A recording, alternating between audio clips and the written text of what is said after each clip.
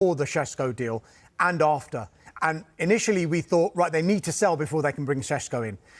The messaging has changed slightly in that they need assurances before the end of the window that some sales are going to happen, because you can't dictate the timing of when a player is going to become available. So, for example, the Šeško deal presented itself at that time, and just because United hadn't made any sales before that Šeško deal, aside of the Rashford deal, they knew they had to do that deal then, because in the background they know that they're working on these sales already. But it's understood that if a market opportunity does present itself with Carlos Baleba, United want to be in a position where they can act on it. Now, as I mentioned, sales, yes, but having that assurance that those sales are going to come at some point in this window. Having said all of that, this is Brighton we're talking about, and immediately this is going to be a very, that's four verys, difficult deal to do. I struggle to see this deal happening. I really do. Brighton don't want to sell. They've got no intention of selling, and they are, more significantly, under no pressure to sell. That's because Baleba's got 3 years left on his contract. They've got an option for a further year, and they probably look at Baleba as making more progress at this stage of his career than Moises Caicedo had done when he was at Brighton. Moises Caicedo ended up going for £115 million to Chelsea.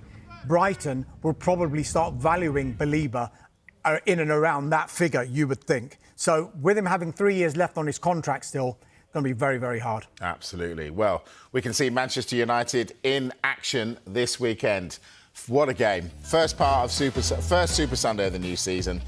Man United against Arsenal, live. Sky Sports Premier League at 4 o'clock.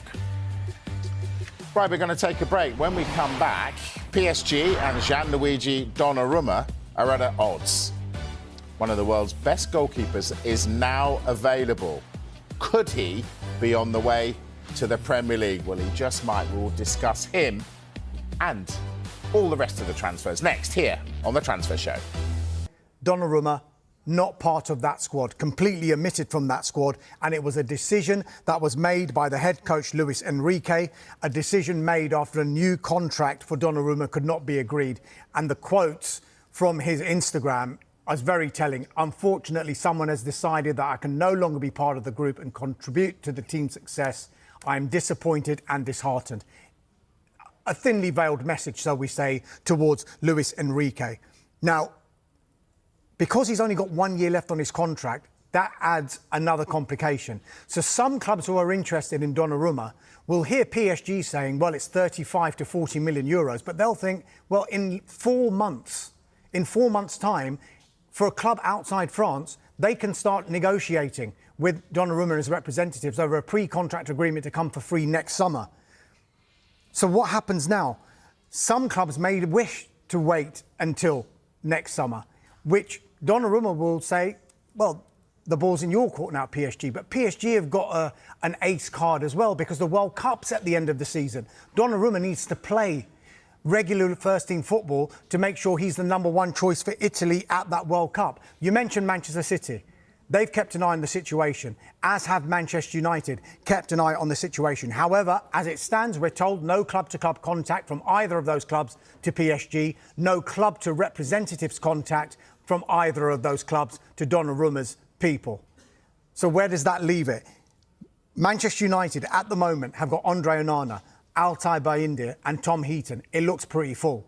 Manchester City, Stefan Ortega is still at the club. Ederson is there, and they've just signed James Trafford. So where does it leave it? Well, it's a really interesting situation at Manchester City, because I think there were some question marks over the course of the last few weeks about who the #1 is going to be at Man City this season. Whereas I understand